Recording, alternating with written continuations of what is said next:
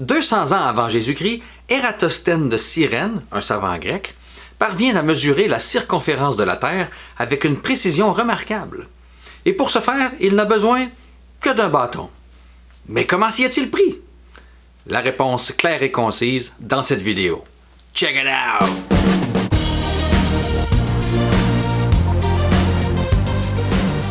Quelques notions d'astronomie d'abord. Le Soleil est immensément plus grand que la Terre. Si on compare la taille du Soleil à ce ballon, la taille de la Terre n'est que comparable à ce petit bleuet. Et le Soleil est immensément loin également de la Terre. Pour respecter cette échelle de taille, nous devrions placer le ballon à une distance d'environ 70 mètres de ce petit bleuet. Sachant que la lumière voyage en ligne droite, on peut présumer que tous les rayons solaires qui frappent la Terre le font de façon parallèle.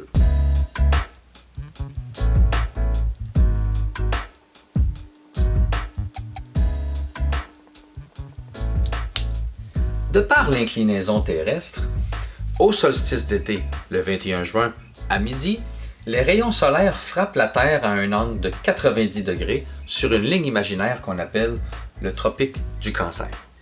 Logiquement, à cet endroit et à ce moment, le Soleil ne projette pas d'ombre.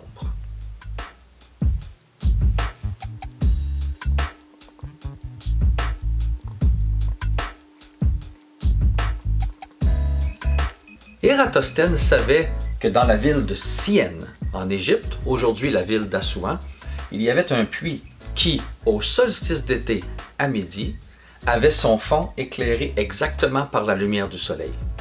Ce qui est logique car la ville de Syène est tout près du tropique du Cancer dont nous avons parlé précédemment. Mais Ératosthène savait également qu'à Alexandrie, au même moment, solstice d'été à midi, la lumière du Soleil projetait l'ombre d'un gnomon, un petit bâton, une petite structure utilisée pour mesurer la course du Soleil, et que ce gnomon projetait une ombre alors qu'au même instant, à Syène, la lumière du Soleil frappait directement le puits. Ératosthène a établi quelques conclusions ici. D'abord, la seule possibilité pour que des rayons parallèles ne touchent pas le sol avec le même angle est que la surface terrestre est circulaire, ce qui élimine d'office la possibilité que la Terre soit plate. Et si la surface de la Terre est circulaire, ça veut dire que la Terre est une sphère et donc on peut déterminer sa circonférence. Ératosthène a alors pris deux mesures essentielles. La première, celle de l'angle entre le rayon solaire et le gnomon, évalué à 7,2 degrés. Et il a ensuite demandé à ce qu'on arpente la distance entre Syène et Alexandrie. C'est autour de 780 km. Ératosthène a admis lui-même que cette distance était une approximation.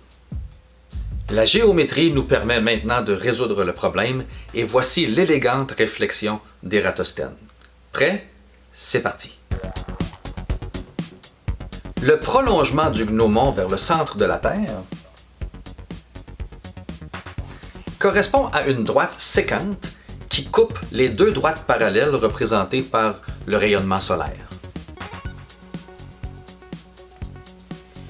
Or, en géométrie, une telle figure nous permet de conclure que les angles alternes internes sont congrus, ou égaux si vous préférez. Alors l'angle qui sous-tend cet arc est lui aussi égal à 7,2 degrés. Ce qui correspond assez précisément à 1/50e de l'angle plein qui sous-tend la pleine circonférence de la planète.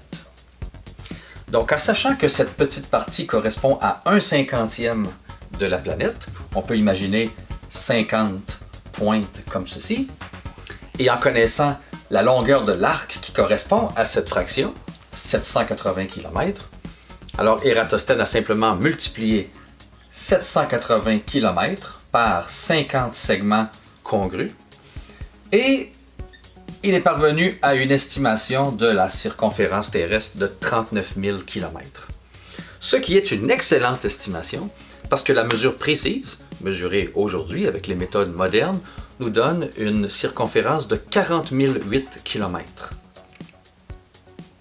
Alors chapeau à notre ami Ératosthène qui réussit à donner une excellente estimation de la circonférence de la Terre, et ce avec des moyens datant de l'Antiquité. Vous avez appris quelque chose? Alors aidez à propulser cette vidéo en appuyant sur le petit bouton. La Terre est bel et bien ronde. Mais pourquoi?